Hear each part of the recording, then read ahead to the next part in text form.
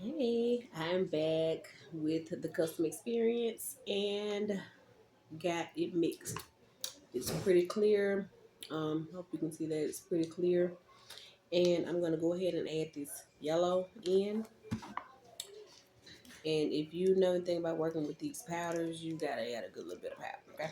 If you think you're gonna get a solid color with a little bit of powder, it's not. You're gonna be able to see through them. And see through works just fine. Oh my gosh.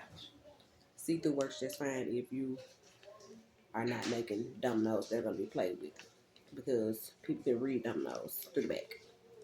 Good players. So make sure your backs are all the same and covered. Anyway, we're going in with the color, and I don't measure.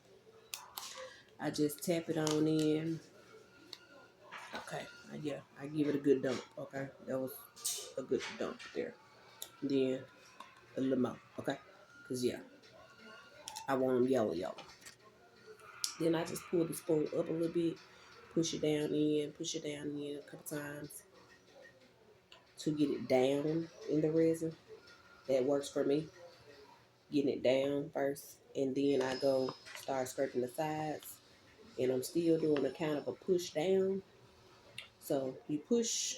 I have a scrape and turn the whole time I'm mixing any resin. I'm scraping the sides as I turn every time, and that makes sure you don't get anything not mixed in, especially when it comes down to the color. You want to mix until all of that powder is blended in and you can lift your stick up and don't see the powder. See, now I still see the powder in there. You still see that, the streaks in the, yeah. Hope y'all can see it. But anyway, you keep stirring. And like I said, as you stir, scrape. Scraping is really important. If you don't scrape, it's not gonna be mixed right. Scrape the sides, scrape the bottom, go in the middle, and scrape and turn. So I have a rotation of scraping and turning to properly mix the resin, and then I go through the middle. I stop turning, go through the middle, and I'm still scraping the bottom of the cup, and then I will scrape the stick. I just push it down like this right here to keep the stick clean on that side. And put it back down in there. Get that stick clean because the stick will have stuff sticking to it, and it won't get down in the resin. So every so often as you are mixing, clean that stick and put it right back down in there and keep it mixing. And once it gets all the way to a good consistency that you like it, where you don't see any, when you lift it up, you don't see powder still in there on the sides. You can see it's mixed really good. And if you're not using the cup you can see through, then definitely pay attention to the lift because you can't see it. But I always use clear cups. Clear cups have been a winner for me. The flat stick is a winner. I was using round sticks at first and it was not mixing to the best, and I kept getting funny results. After I started using the flat sticks, no funny results. So you scrape, you go to the middle,